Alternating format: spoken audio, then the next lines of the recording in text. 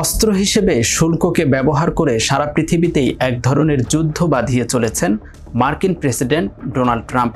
এই অস্ত্রের জোরে কখনো প্রতিপক্ষকে বশ করানোর চেষ্টা করছেন, আবার কখনো ভিন্ন দুই শক্তির মধ্যে যুদ্ধ থামিয়ে নিজের কৃতিত্ব জাহির করছেন।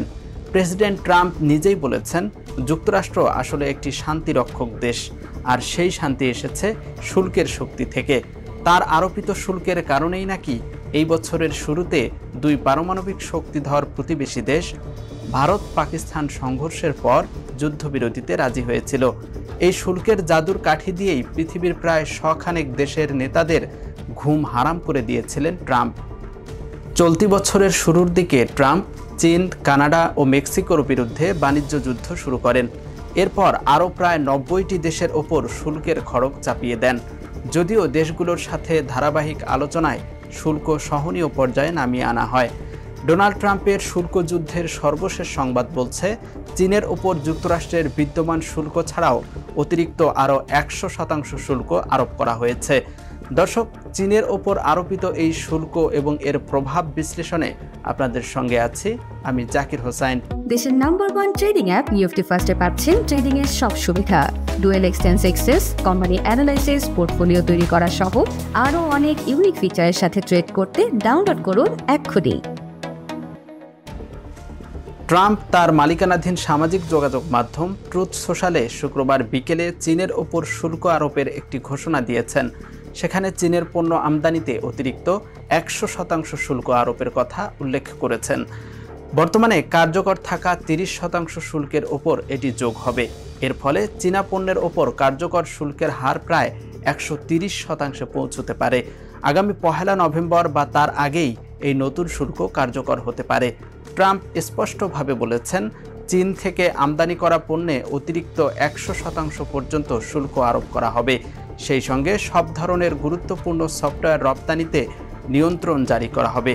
আগামী 1 নভেম্বরের মধ্যে এসব করা হবে। বিদ্যমান শুল্ক বিরতির মেয়াদ শেষ হওয়ার 9 দিন আগে তিনি এ ঘোষণা দিলেন। ট্রাম্প আরও বলেছেন, 3 সপ্তাহ পর দক্ষিণ কোরিয়ায় চীনের প্রেসিডেন্ট শি জিনপিং এর সঙ্গে যে বৈঠক হওয়ার কথা ছিল তা এখন অনিশ্চিত। ট্রাম্প আরও জানান, এখন মনে হচ্ছে সেই বৈঠকের আর মানে নেই। তবে হোয়াইট হাউসে সাংবাদিকদের ট্রাম্প বলেন, আমি এখনও বৈঠক বাতিল করিনি, তা হতেও পারে। চীন অবশ্য এখনও এই বৈঠকের বিষয়টি নিশ্চিত করেনি। দর্শক, নিশ্চয়ই ভাবছেন হঠাৎ করে চীনের ওপর ট্রাম্পের আবারও চটে যাওয়ার কারণই বা কী? তাহলে চলুন জেনে নেই সেই কারণ। বিশ্বের বিরল খনিজের অন্যতম সরবরাহকারী চীন। Centre for strategic and international স্টাডিজের তথ্য অনুযায়ী বিশ্বের মোট বিরল ধাতুর 90%ই প্রক্রিয়াজাত করে চীন। চলতি বছরের এপ্রিলে 7টি বিরল খনিজ রপ্তানিতে বিধিনিষেধ আরোপ করেছিল দেশটি। সম্প্রতি নতুন করে আরও 5টি দুর্বল খনিজ রপ্তানির ওপর কঠোর বিধিনিষেধ আরোপ করে চীন। যুক্তরাষ্ট্রের অস্ত্র শিল্প সহ বহু প্রযুক্তিপণ্য উৎপাদনে ব্যবহৃত হয় এই চীনা খনিজ। দেশটির বাণিজ্য মন্ত্রণালয় বলছে, জাতীয় স্বার্থকে প্রাধান্য দিয়ে এই সিদ্ধান্ত নেওয়া হয়েছে। তাদের দাবি, কিছু কোম্পানি চীন থেকে বিরল খনিজ কিনে এগুলো সরাসরি সামরিক বা সংশ্লিষ্ট খাতের জন্য সরবরাহ করছে। এটি চীন ছাড়াও আন্তর্জাতিক শান্তি ও স্থিতিশীলতার জন্য হুমকি বলে মনে করছে বেইজিং। দর্শক, বুঝতেই পারছেন, জাতীয় স্বার্থ বলে চীন যে ব্যাখ্যা দিচ্ছে তা মূলত প্রতিপক্ষ শক্তিকে অর্থনৈতিকভাবে জিম্মি করার একটি কৌশল মাত্র। কেননা এই বাজারে চীনের একচ্ছত্র আধিপত্য রয়েছে। তাহলে বিষয়টি কি দাঁড়ালো? চীন যেমন তার প্রতিপক্ষ যুক্তরাষ্ট্রকে বশে আনার জন্য বিরল খনিজ পদার্থকে ব্যবহার করছে, তেমনি যুক্তরাষ্ট্র তার শুল্ক অস্ত্রকে পূর্ণ মাত্রায় ব্যবহার করছে। তবে সর্বশেষ উত্তেজনা শুরু হয়েছে যখন ট্রাম্প প্রশাসন চীনা মালিকানাধীন বা পরিচালিত জাহাজে পরিবাহিত পণ্যের ওপর মাশুল আরোপের ঘোষণা দেয়। পাল্টা পদক্ষেপ হিসেবে চীনও সঙ্গে সঙ্গে মার্কিন জাহাজের উপর একই ধরনের মাশুল কার্যকর করে। তারই সর্বশেষ পদক্ষেপ ট্রাম্পের এই শুল্ক আরোপ। প্রিয় দর্শক, চলুন জেনে নেই নতুন করে ট্রাম্পের এই ঘোষণায় বিশ্ব অর্থনীতিতে কী প্রভাব পড়ছে। ট্রাম্পের এই ঘোষণার পর পুঁজিবাজারে তাৎক্ষণিক এবং তীব্র নেতিবাচক প্রভাব পড়েছে। গত বছর চীনা পণ্যের শুল্ক যখন সর্বোচ্চ 145% পৌঁছেছিল, সেই ভীতিকর পরিস্থিতি ফিরে আসার আশঙ্কায় বিনিয়োগকারীরা আতঙ্কিত হয়ে পড়েছেন। ট্রাম্পের মন্তব্যের পর শুক্রবার বাজার বন্ধের সময় বড় ধরনের দরপতন হয়। ডাও জোন্স সূচক 878 পয়েন্ট বা 1.9% কমেছে। S&P 500 সূচক 2.7% হ্রাস পেয়েছে। প্রযুক্তি কোম্পানি সংশ্লিষ্ট নাসডাক সূচকটি 3.5% কমেছে। যুক্তরাষ্ট্র ও চীন বিশ্বের দুই বৃহত্তম অর্থনীতির দেশ হলেও তারা একে অপরের ওপর ব্যাপকভাবে নির্ভরশীল।